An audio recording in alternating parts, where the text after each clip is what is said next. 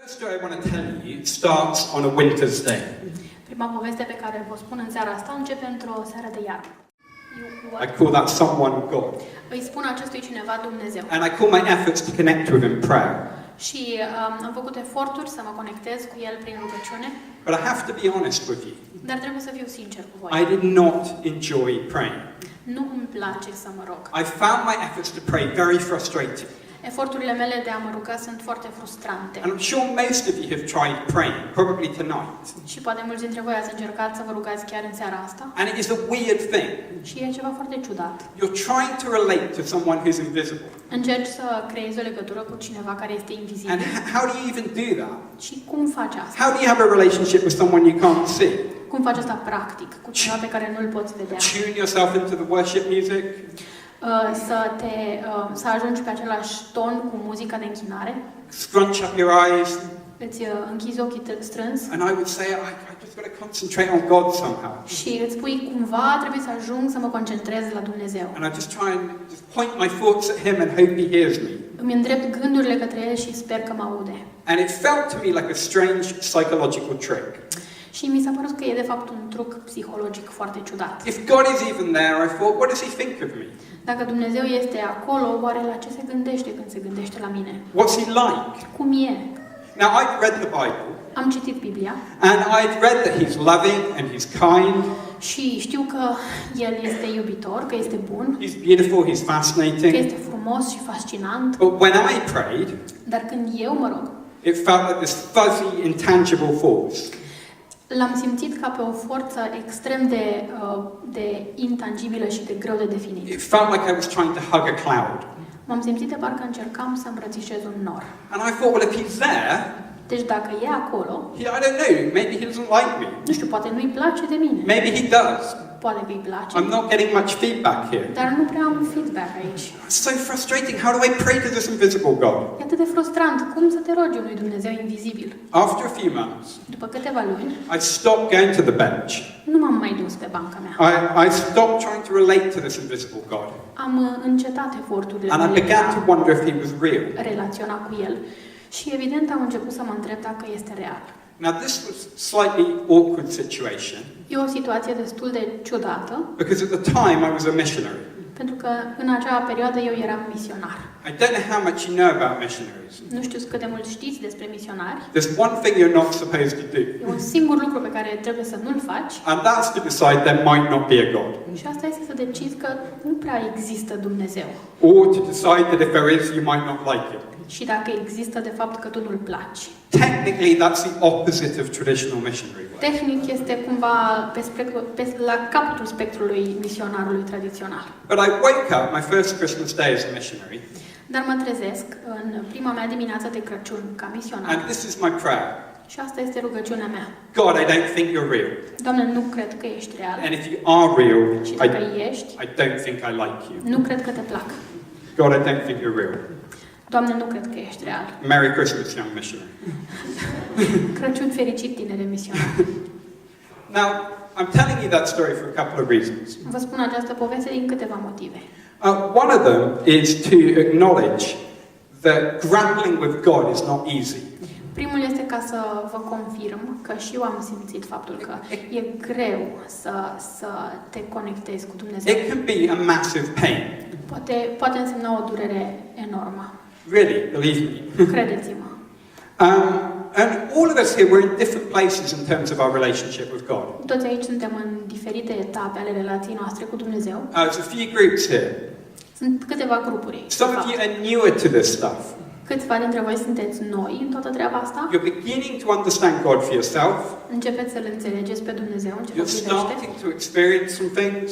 Începeți să aveți câteva experiențe. But like me, Dar ca și mine, on that bench, pe banca aceea, you're struggling with what God's really like. încercați să vă dați seama cum este de fapt Dumnezeu. What does it mean for you to connect with God? Ce înseamnă să ai o conexiune cu Dumnezeu? There's other people here who've been Christian for a while. Mai sunt alții dintre voi care sunt creștini de ceva timp. You're wondering if you're on the way out. Voi vă întrebați dacă nu cumva sunteți pe terminate. Is God real? Is God relevant? Este El real? Este El relevant? The way they talk about him in church. Pentru că, după cum vorbesc despre el la biserică, others of you are convinced about the reality of God. alții dintre voi sunteți convinși de realitatea lui Dumnezeu. And you're not having a crisis. Și nu sunteți într-o perioadă de criză. But something in my story echoes with you. Dar poate ceva din povestea mea trezește în voi niște lucruri. And others of you, you're somewhere else altogether. Și alții sunteți probabil într-un alt loc cu totul. But I think for all of us, Dar cred că pentru noi toți it's very helpful to admit e foarte util să recunoaștem that God can be tricky. că Dumnezeu este complicat. Not just he's sometimes tricky for other people, Nu că este uneori complicat pentru alții, but for you, he is frequently tricky. ci pentru tine personal, Dumnezeu este deseori complicat. And you're here, you're at a Christian conference. Și sunteți aici la o conferință creștină. And maybe you go to other church things. Și poate mergeți și la alte chestii creștine. But however much we go to church, Dar indiferent cât de mult mergem la biserică, it's just a little bit of our week, isn't it? este doar foarte puțin timp din întreaga noastră săptămână. And the temptation when we're at Christian events Și tentația când suntem la evenimente de acest fel is to try and act very Christian. este să încercăm să ne comportăm foarte creștini. How we think we should behave when, like good Christians. Cam cum credem noi că ar trebui niște buni creștini să se comporte. Not to be open, not to be vulnerable. Să nu fim vulnerabili, să nu ne deschidem prea tare. Because you want to look like a good sorted Christian. Pentru că vrei să arăți ca un creștin care este cu totul în regulă. You want to look like you fit in with all the other good Christians here. Vrei să aparții grupului la care te alături. But most of us here are a long way from being sorted. Dar mulți dintre noi suntem destul de departe de a fi în regulă la toate capitolele. Many of us are a long way from being fascinated. Mulți suntem foarte departe de starea de a fi fascinați de Dumnezeu. And the temptation is to give the best impression of ourselves. Și tentația este să oferim cea mai bună impresie. But let's not do that. Dar haideți să nu facem asta. Let's not do it here. Nu aici, Let's not do it with your Christian friends. nu cu prietenii voștri Let's not do creștini, it in your relationships with your family. nu în relația cu familia voastră. Let's start right now Haideți să începem chiar acum to choose to be honest and open with one să another. alegem să fim sinceri și deschiși cu ceilalți. Because you have a speaker this evening Pentru că aveți un vorbitor în această seară who managed to become an atheist care a reușit să devină ateu when he was supposed to be a missionary. în timp ce era misionar. So I don't think things can be more messed up with you than they were with me. Nu cred că locul în care sunteți voi acum poate fi mai rău și mai grav decât locul în care eram eu. So let's make it a mission together. Și haideți să facem din asta o misiune împreună. We say it together and say, God is tricky. Or că Dumnezeu e complicat. Putem spune împreună că Dumnezeu este complicat? Say, Dumnezeu e complicat. Let's say it again. Dumnezeu este complicat. Yes, good point. Foarte bine.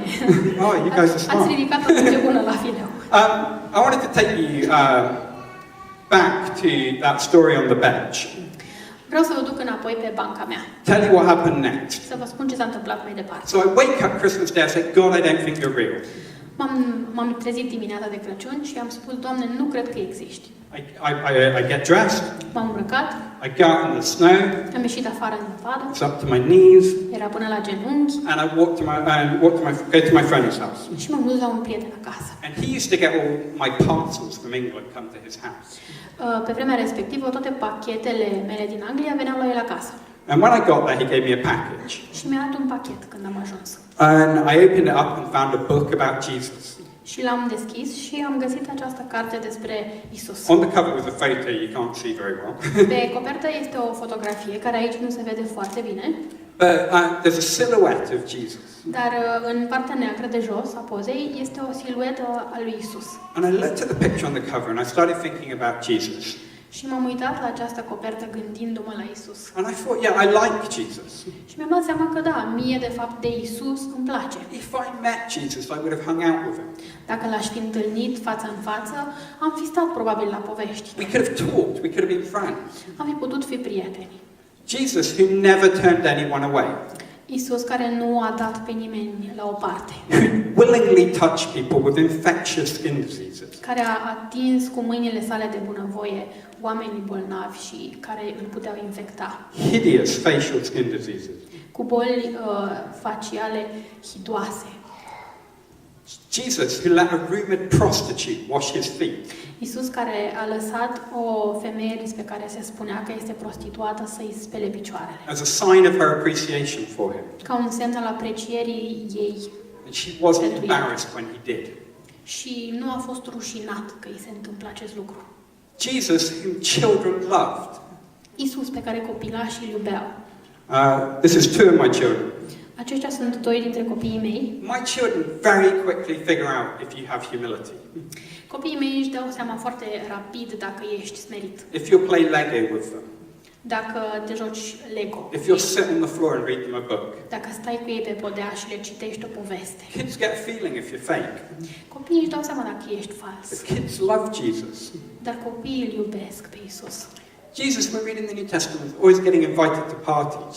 Citim în Noul Testament că Iisus era mereu invitat la petreceri de tot felul. Jesus was the kind of person El era genul de persoană that if you were organizing a party, pe care dacă organizai o petrecere, somebody would say, cineva ar fi zis, make sure you invite Jesus. fii sigur că îl inviți pe It Iisus. won't be the same without him. Nu o să fie la fel fără El. So this is Jesus, Deci, ăsta e Iisus. the kid-friendly, Prietenos cu copilașii, leper hugging, cel care îmbrățișa leproșii, prostitute befriending, prieten cu prostituatele, life of a party. dar viața petrecerii. He took risks. Îi plăcea să riște, He would spend time with people whose lives were a mess. petrecea timp cu oamenii care aveau viața în ruine Yet he wasn't all self-righteous about it. și nu era foarte plin de chestia He asta. could get down on the floor with children, Putea să se târească pe podele cu copiii and you wanted to have him at your parties. și îl vroiai la petrecerea ta. And I thought, yeah, I like Jesus. Și mi-am spus, da, într-adevăr, îmi place de Isus. I wasn't into God, Nu eram la fel de sigur despre Dumnezeu însă, but I liked Jesus. dar îmi plăcea Isus. So I opened up the book, Așa că am deschis cartea and I came across some famous words that Jesus once spoke. și am întâlnit niște cuvinte pe care sunt sigur că le știți, And spuse de here Isus. they are. Și iată-le. Cel ce m-a văzut pe mine, l-a văzut pe Tatăl. Whoever has seen me has seen the Father. Cel ce m-a văzut pe mine, l-a văzut pe Tatăl. The Father here refers to God. Tatăl, cuvântul acesta se referă la Dumnezeu. And Jesus said, if you want to know what God is like, Practic, Iisus spune că dacă vrei să știi cum este Dumnezeu, then look at what he is like. trebuie să te uiți la cum a fost Iisus. Jesus was saying, God isn't invisible or mysterious. Iisus mi-a spus că Dumnezeu de fapt nu este invizibil și misterios. You don't have to scrunch up your eyes and imagine him. Nu trebuie să te încrunți foarte tare și să te concentrezi He's ca not să-ți hidden. imaginezi cine e. Nu e ascuns. He's not your imaginary friend. Nu este prietenul tău imaginar. He is someone who has made himself known. Este cineva care s-a făcut cunoscut. And if you want to know what God is like, Și dacă vrei să știi cum este de fapt Dumnezeu, then look at what Jesus is like. trebuie să te uiți la cum e Isus. Read the stories about Jesus. Citește poveștile despre Isus. God has the personality and the character of the Jesus you'll read about. Dumnezeu are personalitatea și caracterul acestui Isus despre care puteți să cunoașteți. And when I read these words, Și când mă uit la aceste cuvinte, I realized that me and God weren't falling out. mi-am dat seama că, de fapt, Dumnezeu și cu mine nu ne certam, The God I was rejecting was a God of my imagination. pentru că Dumnezeul pe care l-am respins era Dumnezeul propriei mele imaginații. And God wasn't impersonal or shadowy. Și nu era impersonal sau ascuns în tenebre. He was beautiful. Era frumos. He was attractive. Este frumos. He Este was atrăgător. is fascinating.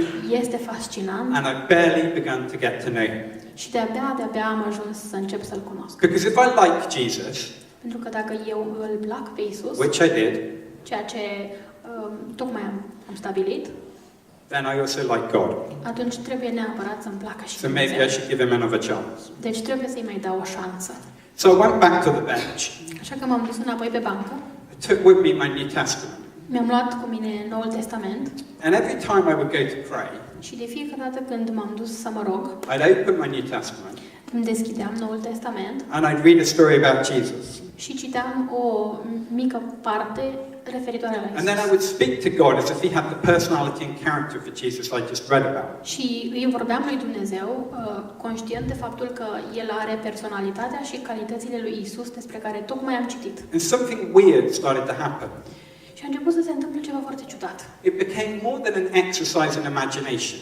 a devenit mai mult decât un exercițiu de imaginație. It became like these stories opened a window Practic, aceste povești, aceste bucăți din Biblie au deschis în mine o fereastră onto the person I've been reaching out to for all that time. către persoana spre care încercam să ajung în tot acest timp. And as I reached out to God, Și pe măsură ce eu mă întindeam către Dumnezeu, using Jesus as my guide, folosindu-L pe Isus ca reper, I discovered he was already reaching out to me.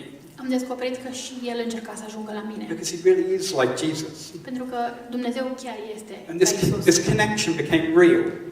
Și această conexiune a început să devină It tangibilă. became something that affected my whole life. Și a început să-mi afecteze întreaga Not just the viață. bench, but every aspect. Nu doar viața mea de pe bancă, ci toate celelalte aspecte. One way I like to describe this is with a story about my grandmother. Îmi place să explic acest lucru cu o poveste despre bunica mea. When I was a kid, my grandmother had these things called cataracts.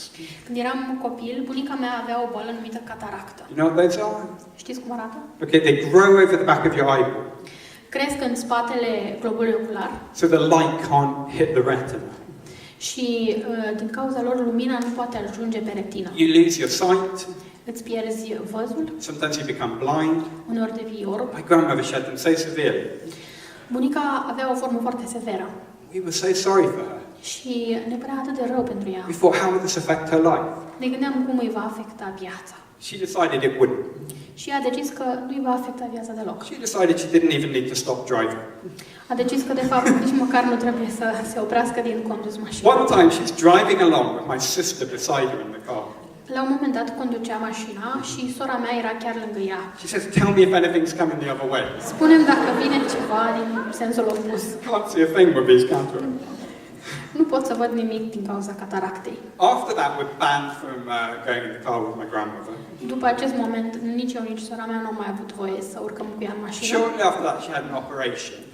La scurt timp după acest punct a avut o operație They shot lasers in her eyes, cu laser and it disintegrated the cataract. și cataracta a fost topită, a dispărut And the light could hit her retina.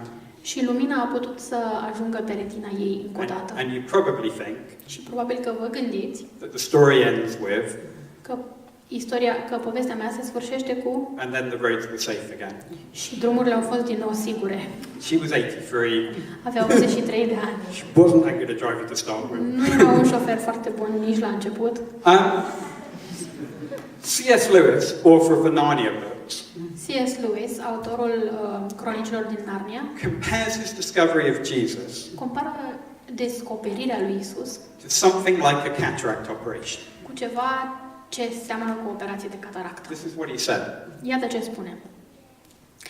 Eu cred în creștinism în același mod în care cred că soarele a răsărit. Nu numai pentru că îl văd, ci pentru că datorită lui pot vedea totul. He said that his discovery of Christianity, descoperirea creștinismului, which for him was his discovery of Jesus, care pentru el de fapt a fost descoperirea lui was Isus, something which allowed the light to hit his retina for the first time. este ceva ce i-a permis luminii să îi atingă retina. And the whole world began to make sense. Și toată lumea a început să aibă sens. Not just God and Jesus. Nu doar Dumnezeu și Isus, Sex, sexul, relationships, relațiile, work, munca, ambition, family, ambiția, familia, literature. literatura, The way he saw the whole world changed when he discovered Jesus. modul în care a început să vadă toată lumea s-a schimbat. Because when the sun comes out, pe Isus.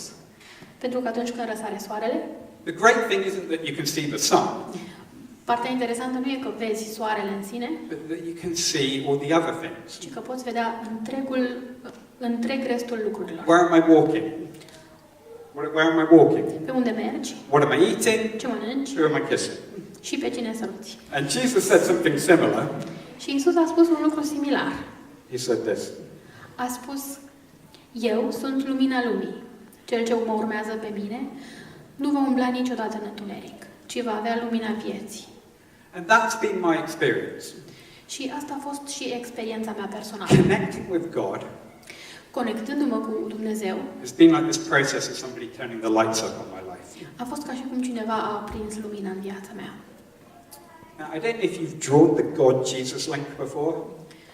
I don't know if you've drawn the link between God and Jesus. Nu știu dacă ați mai făcut până acum legătura între Dumnezeu și Isus. It may be all new to you.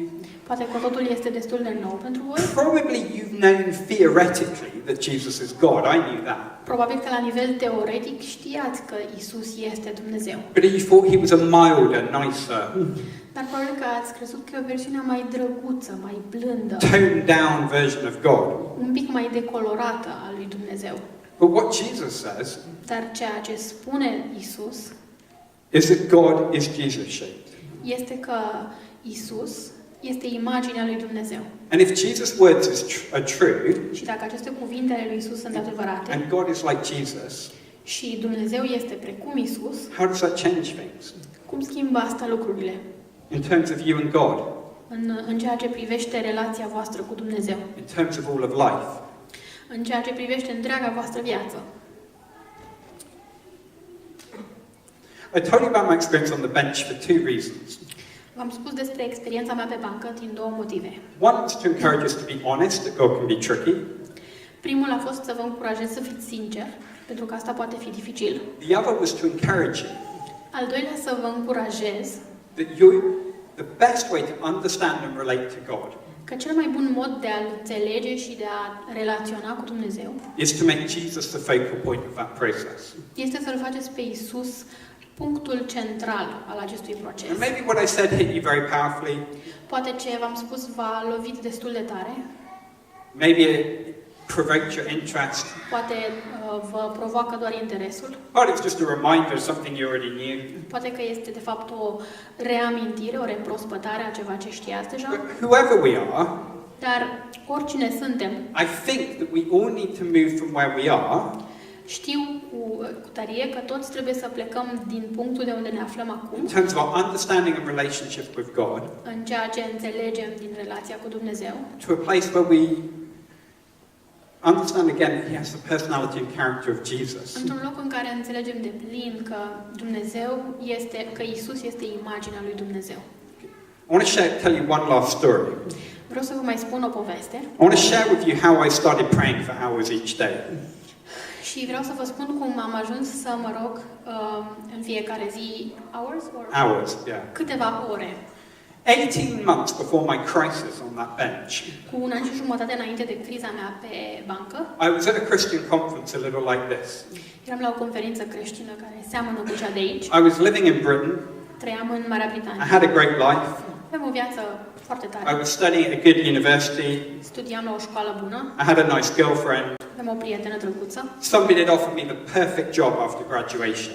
Cineva tocmai mi oferise slujba perfectă după absolvire. Life was great. Viața era minunată. At the conference, I ran into an old friend called Beth. La conferință m-am întâlnit cu o veche prietenă pe care o cheamă Beth. Beth said, "What are you doing after graduation?" Și am întrebat-o ce face după absolvire. I said, "I've got a great new job and a wonderful girlfriend." I-am spus că eu am o slujbă minunată și o prietenă drăguță. She looked at me. Și s-a uitat la mine. She said, "I think you should work with students in mainland Europe." Și ea mi-a spus, cred pentru tine că ar trebui să lucrezi cu studenți din Europa. And I laughed. Și eu am râs. How silly. Ce stupid. Why would I do that? De ce aș face My asta? life is so great here. Viața mea e atât de faină aici. And I laughed and forgot about what Beth had Am said. râs și am uitat ce mi-a spus Beth. Until that night, Până în seara respectivă, I was in my bedroom on my own. eram în dormitor de unul singur And I began to pray. și am început să mă rog. And as I did so, I felt God ask me a question. Și pe măsură ce mă rugam, am simțit că Dumnezeu îmi pune o întrebare. He said, "Who runs your life, you or me?" Și m-a întrebat, cine îți conduce viața, tu sau eu? Now I knew the answer to that question. Și eu știam răspunsul la I acea said, întrebare. "You, of course." Am spus, tu, bineînțeles. And God replied, Și Dumnezeu mi-a răspuns, "I want you to lay everything on the altar before me, vreau să pui totul la altar înaintea mea, starting with your job and your girlfriend." începând cu slujba ta și cu prietena ta. And I said, Și eu am spus, "No." nu, Because I didn't want to lie to God. pentru că n-am vrut să-L mint pe Dumnezeu. The truth was I didn't want to risk losing those things. Adevărul este că nu vreau să risc pierderea And acelor lucruri. then I said to God, Și atunci am spus lui Dumnezeu, "I want to be willing to give these things up.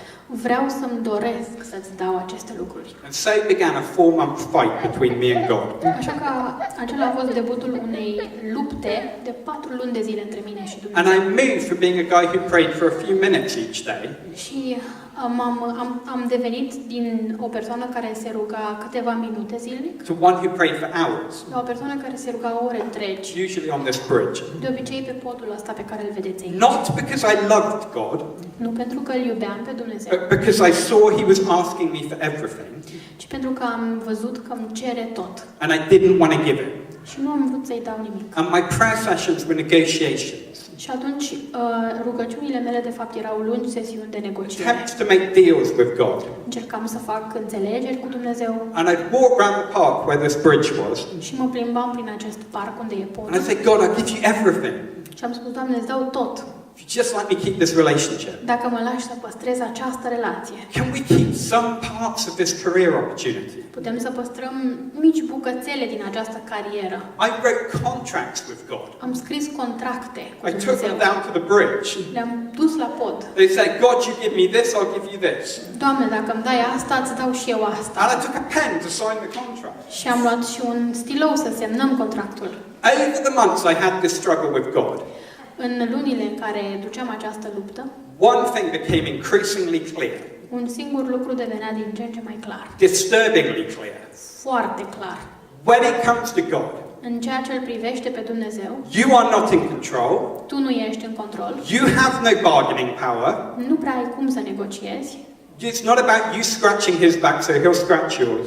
nu este faci asta, fac și eu asta. He is God. El e Dumnezeu. You are not. Tu nu ești And the only option on the table și singura opțiune de pe masă is run away from him este să fugi de El or surrender from him. sau să te predai complet. And some of us resist God because we've perceived him to be invisible or mysterious. Unii dintre noi am presupus că Dumnezeu este invizibil și misterios. But some of us resist God. Some of us resist God Unii dintre noi îi rezistăm lui Dumnezeu însă, because we see very clearly who he is, pentru că vedem foarte clar cine este, how he is, cum este. and we don't want the loss of control Și nu vrem să pierdem controlul, that comes when you surrender your life to God. care vine atunci când te predai complet. The street artist Banksy Artistul stradal Banksy is not a Christian, nu este credincios, but his work is very perceptive. dar creațiile sale sunt foarte pertinente About how we perceive Jesus and God. în ceea ce privește cum îl vedem noi pe Isus. Here is Jesus Iată-l pe Isus on the cross, pe cruce, bringing us shopping bags. având la el sacoșe de cumpărături. He's bringing us nice things Ne aduce lucruri drăguțe to make our lives easier. ca să ne facă viața mai ușoară. And Banksy is saying this is the Jesus we want. Și Banksy susține că noi cam asta vrem de la Isus. The Jesus we can pray to when we have an exam. Isus la care ne putem ruga pentru un examen, The Jesus who will help us with our relationships and our problems. care ne ajută cu problemele și relațiile noastre, But not a Jesus who will take over. dar nu Isus care va prelua controlul. Not a Jesus who wants control of every area of our lives. Nu un Isus care va controla toate zonele vieții noastre. But when you open the New Testament, Însă dacă deschizi Noul Testament, you find that Banksy's Jesus isn't on offer. vezi că Isusul lui Banksy nu este la ofertă. The Jesus who is on offer in Scripture Isus care este la ofertă în Scriptură is the one who walks up to people e cel care se duce la oameni and says, "Follow me." și le spune, tu urmează-mă. Not call me when you have a problem. Nu sună-mă dacă ai o problemă, Follow me. urmează-mă. Surrender yourself. Predă-te. Open up the bits of your life that you're keeping me out of. Deschide locurile din viața ta pe care le ții închise în fața mea. I think many people here Cred că mulți oameni de aici are being torn in two directions. sunt întinși în două direcții opuse. We're pulling away from God, Ne tragem dinspre Dumnezeu and yet simultaneously we're attracted to Him. și în același timp suntem atrași de El. And perhaps we can pray passionately when we're here. Și probabil că aici ne putem ruga cu pasiune. Man, we can even cry when we're singing. Putem chiar să și plângem în timp ce cântăm. But when we leave the room, Dar când plecăm de aici, God is popped in our bag and put on a shelf somewhere. Dumnezeu e băgat înapoi în pungă și pus undeva pe o Or ramă. He's allowed in some areas of our life. Sau are voie în anumite zone din viața You noastră. know the areas He's not allowed into. Dar tu știi zonele unde nu are voie. Some of us forgot that He's like Jesus. Unii dintre noi au uitat că Dumnezeu este precum Isus. Some of us never knew. Unii dintre noi nu știau. But some of us just thought He was an optional extra. Dar unii dintre noi au crezut că este ceva opțional. I think when God has something to say, Când Dumnezeu are ceva de zis, He says it for a person. îl spune pentru o persoană. Usually that person is sharing something from the Bible. De obicei, printr-o persoană. De obicei, această persoană împărtășește ceva din Biblie. And I think God is speaking to you right now through me. Și cred că Dumnezeu vă vorbește acum prin mine. And I think some of you can feel God pulling on your heart right now. Și cred că unii dintre voi îl simțiți pe Dumnezeu cum trage de inima voastră. You've had a vague sense before of Him doing that. Ați avut o senzație vagă până acum despre asta, Right now, dar acum He's pulling on you. trage de tine. Gently, Încet, subtly. subtil, He's not going to make you come to nu să Him. te forțeze să vii la El, But He's inviting you. dar te invită.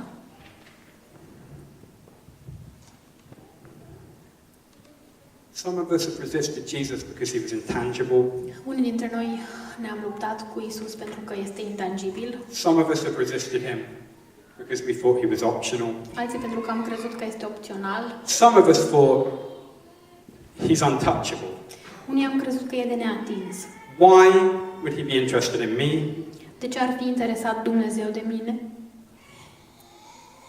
If somebody really knew everything I'd done, if somebody really knew all aspects of my life. Dacă cineva ar ști ce am făcut de fapt, A friend of mine was talking to a student unele aspecte din viața mea.